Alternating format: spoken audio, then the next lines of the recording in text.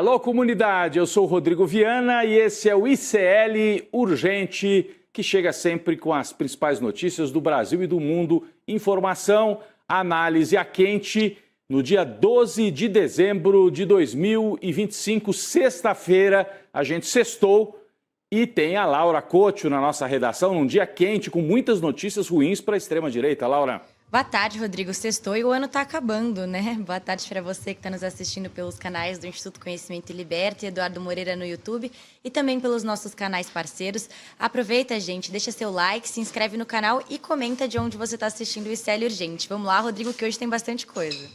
Boa tarde para você que mora nesse país em que a sexta-feira foi um dia tenebroso para a extrema-direita e para o centrão. Começou ainda de madrugada, com toque, toque, toque, a batida da Polícia Federal, né? O pé na porta, na sala da ex-assessora de Arthur Lira. A Polícia Federal fez busca e apreensão na sala da ex-assessora, que segue trabalhando na Câmara dos Deputados com o Hugo Mota e que segue coordenando, né, todo esse esquema de orçamento secreto. Então foi dia péssimo para Arthur Lira, para o Centrão e para a turma que vive de emendas parlamentares suspeitas. Daqui a pouco vamos trazer todos os detalhes sobre isso. Mas começou de madrugada com a Polícia Federal batendo na porta desta assessora, por ordem do Flávio Dino, e vai chegar no Arthur Lira, provavelmente. Mas agora há pouco, de tarde, veio a notícia, né, também desastrosa para a família Bolsonaro. Donald Trump soltou a mão de Dudu, o filho do Bolsonaro, que estava lá nos Estados Unidos, né, e que arrancou do Trump o tarifaço e depois a lei Magnitsky, com punições contra autoridades brasileiras. Trump simplesmente revogou as sanções, tirou Alexandre de Moraes e a esposa dele da lei Magnitsky. É o que está aqui na manchete, aliás, manchetes do mundo inteiro, né, trazendo, inclusive em inglês aqui, né? Esse aqui é o documento oficial do Departamento do Tesouro lá dos Estados Unidos, né? Remoção de sujeitos da lei Magnitsky. Então, é a determinação do governo, o documento oficial, que remove Alexandre de Moraes e a esposa da lei Magnitsky. Ficou ruim, hein? Depois de tudo isso, Eduardo Bolsonaro acaba sendo chutado. Estava na cara, né? Daqui a pouco a gente volta a tratar disso. O Donald Trump cuida dos interesses dos Estados Unidos. Está nem aí para Jair Bolsonaro. Vamos começar justamente por aí. O governo dos Estados Unidos retirou o nome do ministro e da esposa dele, a Viviane Barci de Moraes, da lista de sanções. O magistrado, né, o Moraes, havia sido sancionado em julho e a Viviane no dia 22 de setembro. Viviane é a esposa do Moraes, né? A lei Magnitsky, que você sabe, é um dispositivo da legislação americana que permite que os Estados Unidos imponham sanções econômicas a pessoas acusadas de corrupção ou de graves violações de direitos humanos. Isso é o que eles dizem, né? Mas na prática, a lei Magnitsky é um instrumento de pressão geopolítica utilizada para arrancar concessões, para negociar, para pressionar outros países. E foi o que aconteceu aqui. Colocaram Alexandre de Moraes na lei Magnitsky. Depois que Lula conversa, que o Trump conversa com Lula, negociam, tira Alexandre de Moraes da lei Magnitsky. Laura Couto tem mais detalhes sobre isso. Olha, Rodrigo, o comunicado do governo norte-americano não explica as razões para a retirada do ministro Alexandre de Moraes e da esposa Viviane dessa lista da lei Magnitsky. Mas eu queria relembrar o começo dessa história. O governo do Donald Trump fez diversas críticas contra Moraes nos últimos meses, acusando o ministro de autorizar prisões preventivas arbitrárias e também de impedir a liberdade de expressão no Brasil. Além disso, o Departamento de Tesouro norte-americano também já citou a condenação do ex-presidente Jair Bolsonaro na trama golpista como uma justificativa para a aplicação dessas sanções. O próprio secretário do Tesouro, Scott Bessent, inclusive disse na época que o ministro Alexandre de Moraes atua como juiz e júri numa caça às bruxas ilegal contra cidadãos e empresas brasileiras e americanas. Aí o presidente Lula comentou sobre a lei Magnitsky numa reunião com Trump, agora em outubro, e argumentou que a medida era injusta, claro, uma vez que o Brasil respeita o devido processo legal estadunidense. Isso, o presidente Lula, Laura, quando conversou com o Trump, tratou de tarifaço, mas disse também que ele precisava rever estas sanções, que atingiram não só Alexandre de Moraes e a esposa, também ministros do governo Lula, Alexandre Padilha, por exemplo, da Saúde.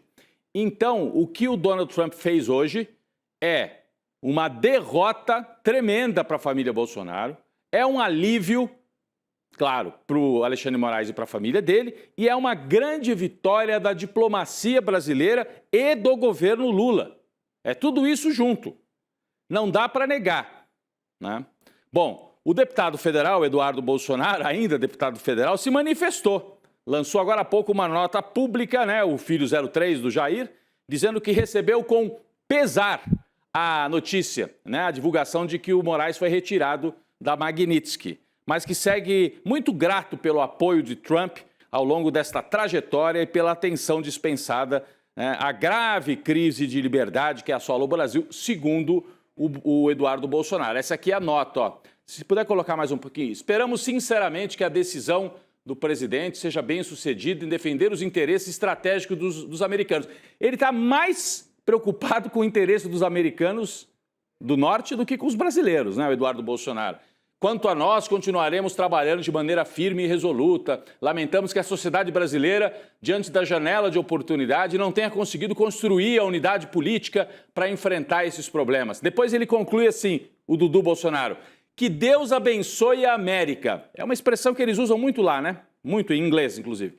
E que tenha misericórdia do povo brasileiro. Então ele pede bênção para os parceiros dele lá de Washington e misericórdia para os brasileiros. Olha como é que ele vê o Brasil. É um vira-lata, um traidor danado. Esse Eduardo Bolsonaro, chutado pelo Trump, ainda saiu como um cachorrinho do Donald Trump depois de ser chutado dessa forma, né?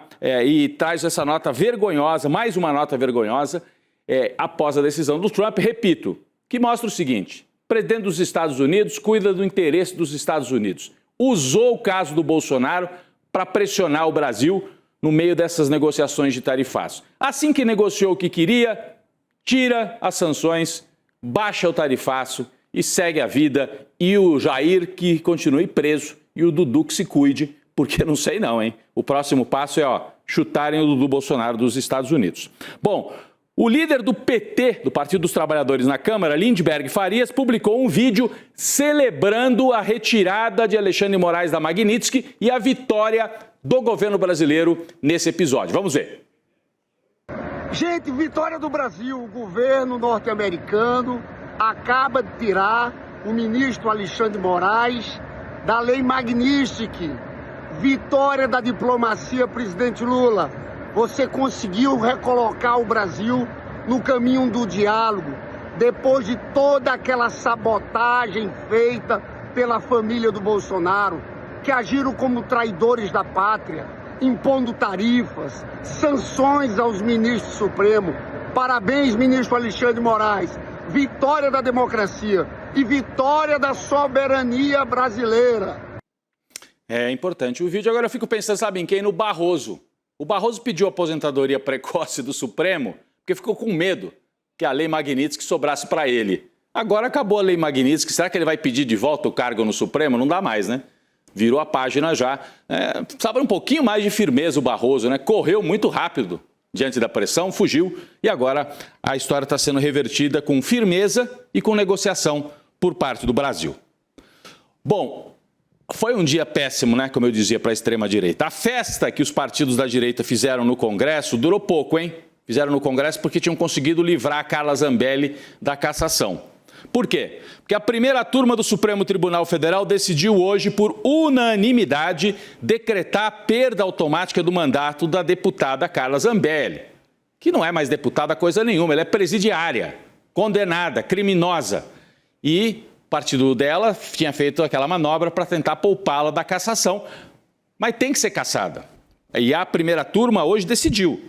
O que o Congresso fez no plenário é ilegal e inconstitucional. Cristiano Zanin, Flávio Dino e Carmen Lúcia acompanharam a decisão do ministro Alexandre de Moraes, que já havia anulado a decisão da Câmara, que tentou manter a Zambelli como uma deputada presidiária. Era a bancada do Chilindró. Durou pouco, né, Laura, a tentativa da direita de manter o mandato da Zambelli.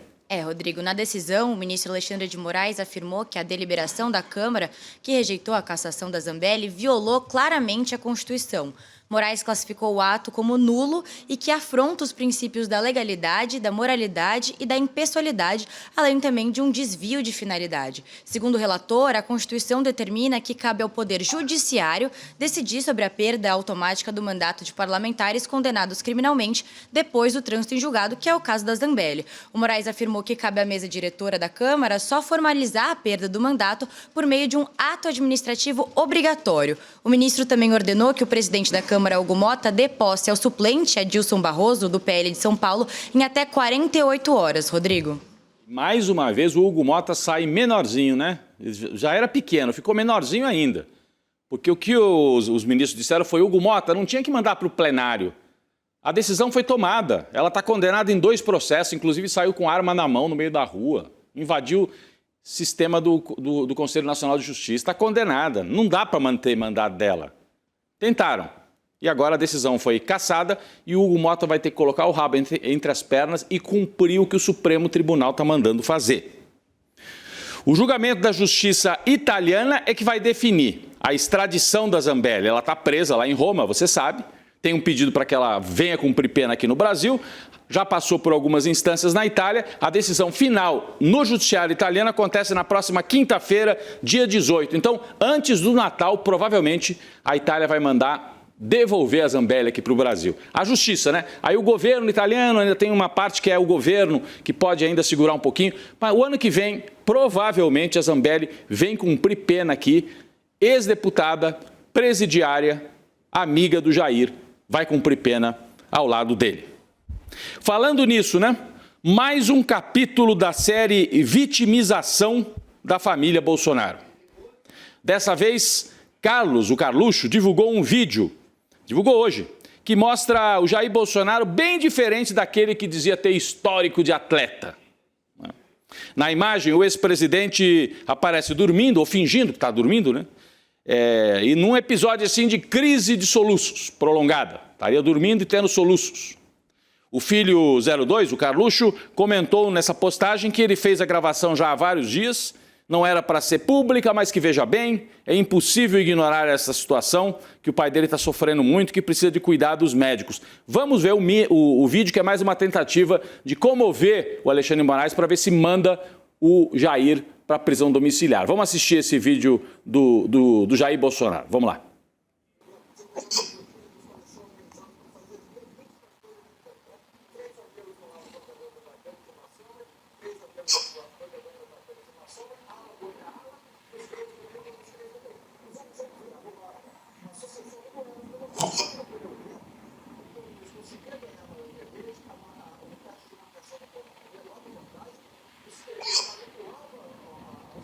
O que é isso, né? Ô, Xandão, ajuda meu pai. Faltou um O aí, né? Um acento aí no circunflexo. Ô, Xandão, ajuda meu pai, que tá cheio de soluço. Mas ele era histórico de atleta, ele era um machão que não ia cumprir determinação do Supremo, agora fica aí fazendo esse papel ridículo, se deixa filmar para tentar que haja uma comoção para tirá-lo da prisão. Não vai colar. O ministro Alexandre de Moraes já mostrou que não vai aceitar esse tipo de pressão. O vídeo foi divulgado 24 horas depois que o Moraes pediu que o Bolsonaro passe por uma perícia médica para avaliação do quadro de saúde. O procedimento tem prazo de 15 dias para ser feito por médicos da Polícia Federal, do governo. Não é a família Bolsonaro que vai arrumar qualquer médico para dizer que ele precisa. Eu até achei que ele quase acordou aí nessa hora. É um soluço atrás do outro. A defesa tinha pedido ao STF que o Jair saísse para realizar uma cirurgia e depois fosse para a prisão domiciliar. O Moraes está dizendo, não. Perícia para saber se esse soluço é de verdade ou se é caô, ou se é embromação do Jair Bolsonaro. Tem uma parte aqui, além desse vídeo que foi divulgado, nem tudo é má notícia para o Jair Bolsonaro nessa sexta-feira terrível. O STF está analisando a transferência dele, sim. Só que não é para prisão domiciliar, é para Papudinha. Lá, as celas são maiores para maior conforto do preso. Laura, o Bolsonaro vai para Papuda? Rodrigo, a cela apertada na superintendência da PF é uma das principais reclamações da defesa do Bolsonaro e dos filhos dele. O ex-presidente também tem se queixado do barulho do ar-condicionado na prisão da superintendência, Rodrigo. O cara tá de brincadeira, né? O STF agora analisa a possibilidade do Bolsonaro ser levado para Papudinha, onde já está preso o Anderson Torres, o ex-ministro da Justiça. A cela atual do Jair tem 12 metros quadrados. Já a Papudinha tem cerca de 60 metros quadrados, cozinha com sala, quarto, banheiro e quintal. O local também tem atendimento médico vinculado ao sistema prisional do Distrito Federal. Para os aliados do Bolsonaro, essa é a melhor alternativa, já que não há no horizonte próximo uma reversão aí da prisão na PF para domiciliar. O ministro Alexandre de Moraes não descarta a transferência, mas vai aguardar o resultado da nova perícia médica, como você mencionou, Rodrigo. Ô Laura, olha a situação. O cara subia no palanque e dizia: não cumpro mais nenhuma ordem do senhor Alexandre de Moraes, seu canalha. Né? Lembra disso? Naquele 7 de setembro? O filho dele tinha dito que ia fechar o Supremo com um cabo e um soldado. Ele foi falando essas coisas. E quando o Lula foi preso, ele ficava fazendo piada com a história da papuda. Vamos relembrar? Vou até virar aqui para o outro lado. Vamos relembrar? O Bolsonaro fazia piada com essa história de ir para a papuda. Vamos rodar aqui o vídeo, rapidinho, vamos lá. Papuda, lhe espera. Boa estadia lá, valeu? Papuda lhe espera. Boa estadia lá, valeu? Ele tirava um sarro, mas pode ser a melhor solução para o Jair hoje, ironia da história, é ir para Papuda, no caso a Papudinha, que é um anexo, mas é dentro do complexo da Papuda. O Jair Bolsonaro, pelo visto, é o que a família deseja. Não vai dar para ir para domiciliar, né? Então, melhor do que ficar na PF. Ele está reclamando que tem barulho de ar-condicionado. 99% dos presos do Brasil gostariam de ter o barulho do ar-condicionado e de ter o ar-condicionado, pelo menos um ventilador já estava bom. E o Jair está reclamando. Bom, vamos virar a página. Então, um dia terrível para a extrema-direita, né? Saiu o Moraes da Magnitsky, o Bolsonaro soluçando e, no máximo, vai para a Papuda. A Papuda lhe espera, hein? A Papuda lhe espera. Vamos falar de outro personagem também que não está muito bem, hein? Fraco e sem pulso. É assim que Arthur Lira, o ex-chefão da Câmara, se refere ao micro-presidente, ao nano-presidente da Câmara dos Deputados, o senhor Lira. Está muito irritado. Está afirmando que o Mota não tem condições para comandar a casa, não ouve ninguém e está tomando decisões que desgastam o grupo político que o elegeu. Ontem, Arthur Lira já havia dito que a Câmara está uma esculhambação. Esculhambação. Olha a quantidade de meme que tem com o Hugo Mota transformado num rato. Isso aqui está rodando para todo lado. Inimigo do povo, é rato, é meme de sobra. O ICL hoje fez um compilado desses memes. Rato maldito. Ele ficou com essa fama. Está desmoralizado com os setores mais à esquerda e a direita está irritadíssima com ele, né? Arthur Lira não engoliu o fato do Hugo Mota não ter conseguido caçar o mandato do Glauber Braga do PSOL. O Arthur Lira tinha pedido a cabeça do Glauber Braga, era encomenda. E o Hugo Mota não conseguiu. Arthur Lira, não vamos esquecer, foi o principal fiador de Hugo Mota para sua eleição como presidente da Câmara dos Deputados e está nessa irritação danada. Agora, Arthur Lira hoje, nessa sexta-feira terrível para a direita e para o centrão, tem mais um motivo para ficar nervoso. E agora a gente entende porque ele queria tanto caçar o Glauber Braga. Bom, a ex-assessora do deputado Arthur Lira, essa que está na tela aqui, a Mariângela Fialek, foi alvo da Polícia Federal na madrugada de hoje, no comecinho da manhã. A Operação Transparência cumpriu 2 mandados de busca e apreensão em 2 salas usadas por Mariângela dentro da Câmara dos Deputados em Brasília. Foi busca e apreensão na porta ao lado da porta do Hugo Mota. A operação foi autorizada pelo ministro Flávio Dino e apura irregularidades na destinação de recursos públicos por meio das tais emendas parlamentares. É o orçamento secreto. A Mariângela Fialek trabalha na Câmara desde 2021. Durante o mandato de Lira, quando Lira era o presidente, era o poderoso, ela ocupou o cargo de chefe da assessoria especial do gabinete da presidência da casa. O papel dela? Distribuir, organizar a bagunça das emendas parlamentares. Ela foi braço direito do Lira, controlando a planilha do chamado orçamento secreto. E hoje a Polícia Federal bateu na porta dela, recolheu o celular, computador. Pode esperar. O Lira é o próximo na fila. Laura Couto. Rodrigo, olha só, o Dino colocou água no chope da Mariângela Fialek, porque hoje ela completa 51 anos, olha só que presentão. Ela está sendo acusada de suspeita de peculato, falsidade ideológica, uso de documento falso e corrupção. O despacho do ministro Flávio Dino diz que a ex-assessora do Lira era responsável pelo controle de indicações do orçamento secreto. A Mariângela tem uma longa trajetória em funções de assessoramento e administrativo. Hoje ela é conhecida como Tuca e está na liderança do Partido Progressistas e atua num setor estratégico responsável pela distribuição das emendas parlamentares. Em 2021, no governo do ex-presidente Jair Bolsonaro, a Mariângela foi assessora especial de Relações Institucionais do Ministério do Desenvolvimento Regional. Rodrigo. Ou seja, ela tem uma história no parlamento e tem história também no governo, na época do bolsonarismo, para deixar bem claro. O Flávio Dino é que deu essa decisão, para que você não se perca. Dessa vez não é o Alexandre de Moraes, é o Flávio Dino, porque é ele que no Supremo cuida desse inquérito do orçamento secreto e das emendas, da corrupção nas emendas. Eu separei aqui um trecho da decisão do Flávio Dino, é a página 19, são muitas páginas, em que ele cita Arthur Lira, porque o alvo de hoje não foi diretamente o Lira, mas indiretamente é. E o documento aqui deixa claro. Olha o que diz o Flávio Dino.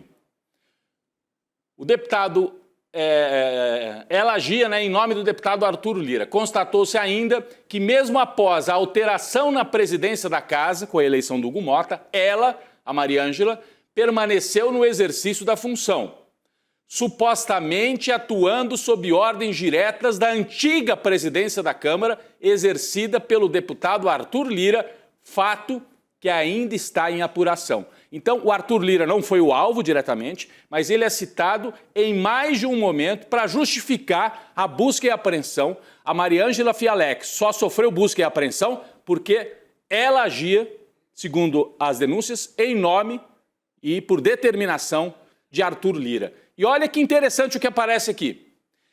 Diz o Flávio Dino, é importante ressaltar o depoimento do deputado Glauber Braga. Presta atenção nisso. O depoimento do Glauber Braga para a Polícia Federal embasou essa investigação. Por isso que o Arthur Lira odeia o Glauber Braga, porque ele bancou a denúncia no plenário da Câmara e depois foi à polícia e sustentou a denúncia contra o Arthur Lira. O depoimento do deputado Glauber Braga aponta para a existência de um direcionamento forçado das emendas, determinado pelo então presidente e deputado Arthur Lira, cujo principal beneficiário era o estado de Alagoas, inclusive com grande volume de verba pública originada de emendas para o município de Rio Largo, cuja população aproximada é de 70 mil habitantes. E aí, a gente vai trazer mais detalhes no ICL Notícias, segunda edição, com a Heloísa Vilela. Esse município de Rio Largo, citado aqui, é fundamental para a gente entender toda a articulação envolvendo o Arthur Lira e ele mandando dinheiro para Alagoas e coordenando o envio de dinheiro de parlamentares para outros estados também. Está tudo aqui por escrito. E olha, o nosso colega Luiz Costa Pinto acabou de publicar lá no ICL Notícias uma matéria que também deixa o Arthur Lira preocupadíssimo. Olha isso aqui, ó. Olha a manchete. Se minha amiga falar, aí cai tudo. Colegas da Mariângela Fialek estão estimulando a ex-assessora do Lira a falar, não responder sozinha. Ela tem que contar o que ela sabe. E como disse essa fonte aqui na matéria do Lula, do Luiz Costa Pinto, se ela falar, cai tudo. Cai todo o esquema do Arthur Lira, por isso a preocupação e por isso um dia tão ruim para a extrema-direita também no Congresso Nacional. Vamos seguir acompanhando esse assunto e Heloísa Vilela volta no N2 com mais informações e mais detalhes do documento do Flávio Dino, inclusive, né, toda essa... Além do Glauber Braga, mais 2 deputados prestaram depoimento para a PF, embasando essas investigações. O Partido Liberal, o partido do Bolsonaro, está de olho na discussão do projeto de lei da dosimetria, claro, para reduzir a pena dele. Agora o projeto vai para o Senado, né? O plano da legenda é colocar Flávio Bolsonaro como protagonista nas negociações para aprovar a proposta. O relator vai ser o Esperidião Amin, mas o Flávio quer aparecer ali porque ele é o pré-candidato da família. A avaliação no partido é que o texto deve passar sem dificuldades, mas que Flávio tem que se colocar como articulador para se fortalecer na eleição para 2026. São informações do jornalista Guilherme Amado, no portal Platô. A gente traz aqui, ficar de olho nesse fato também. Flávio Bolsonaro tentando costurar, né, aparecer como candidato. Bem, uma outra notícia importante agora do lado do governo. Veja só. Fernando Haddad, ministro da Fazenda, sinalizou esta semana que pode deixar a pasta em 2026 para colaborar com a campanha da reeleição de Lula. Haddad também declarou que não pretende ser candidato nas próximas eleições. A decisão, inclusive, já foi discutida com o presidente. Laura. O ministro Fernando Haddad disse que não quer coordenar a campanha, mas não vai abrir mão de ajudar no plano de governo para o ano que vem. Quanto ao Ministério da Fazenda, Rodrigo, Haddad disse que ainda não tem nomes definidos, apesar da especulação em torno do secretário executivo Dário Durigan, que é atual número 2 da pasta. O ministro também descartou sair candidato ao governo de São Paulo, Rodrigo. Bem, vamos ficar de olho, é uma notícia para a gente ir acompanhando também na finalização dessa semana. Tem muita pressão do PT e dos setores de esquerda para o Haddad ser candidato ou a governador em São Paulo ou a senador. Ele não quer, ele diz oficialmente que não quer. Mas se o presidente Lula segurar assim, ó, no braço dele, daquele jeito que o Lula faz, e disser, Haddad, é você, precisamos de você lá em São Paulo. Aí pode ser que mude um pouco a percepção do Fernando Haddad. Pessoal, vamos voltar para os bolsonaristas, tem mais um enrolado aqui, hein? Desses que gritam, né? Influenciadores. O deputado Gustavo Gayer, cheio de gritaria, né? Cheio de lacração, foi indiciado pela Polícia Federal por suspeita de desviar dinheiro por meio de cota parlamentar. Mais um, hein? Eles gostam mesmo é disso, né? De se lambuzar em dinheiro público. Ele vai responder por associação criminosa, falsidade ideológica, falsificação e peculato. O indiciamento é resultado da operação da Polícia Federal de outubro do ano passado. Olha a cara dele aí, ó. Todo valentão lá no Congresso, né? Já é acusado de outros crimes fora do Congresso, né? Dizem que teria se envolvido num atropelamento também, né? Mas agora está sendo investigado por corrupção mesmo. Segundo as investigações, uma associação criminosa usou documentos de uma organização da sociedade civil e tinha como objetivo receber recursos da cota parlamentar de Gustavo Gayer. Fez uma operação triangular. Essa é a acusação, para botar dinheiro no bolso. Vamos esperar. Na operação da PF foram apreendidos R$70 mil em dinheiro vivo com o assessor de Gayer. Será que é mais um bolsonarista rumo à prisão? Vamos aguardar. Pessoal, a situação, a gente citou ontem aqui, o apagão em São Paulo, né, persiste. Pelo menos 700 mil imóveis, ou seja, fazendo a conta aqui, de 3 a 4 milhões de pessoas ainda, sem energia na Grande São Paulo. Isso 50 horas depois do vendaval. E eu vi que a própria Prefeitura de São Paulo está cobrando a Companhia de Eletricidade, está com pouquíssimas equipes na rua para religar a energia. A Enel, né, que é o nome da companhia, privatizada, informou que os casos são de alta complexidade e não dá mais nenhuma previsão de restabelecimento de serviço. Que absurdo, hein, Laura? Rodrigo, o que é ruim sempre pode piorar, né? Ontem, um funcionário da Enel foi preso cobrando R$ 2.500 para fazer a religação de energia numa área aqui da cidade de São Paulo. Segundo o boletim da Enel, o vendaval histórico derrubou árvores e lançou galhos e objetos sobre as redes da companhia. E ao meio-dia de hoje, 689 mil imóveis ainda estavam no escuro, ou seja, 2 dias sem luz. A falta de energia afeta serviços essenciais, semáforos, abastecimento de água e mobilidade urbana. Os aeroportos de Guarulhos e Congonhas agora estão com as operações normalizadas depois dos 2 dias de caos. E esse é o 5º apagão da Enel em pouco mais de 2 anos, Rodrigo. Ô, Laura, e cada vez que isso... Laura, aqui, cada vez que isso acontece, o Tarcísio de Freitas, governador, fala, eu vou retirar a Enel, eu vou tirar a concessão da Enel. Não faz nada, tem 3 anos que isso está rodando.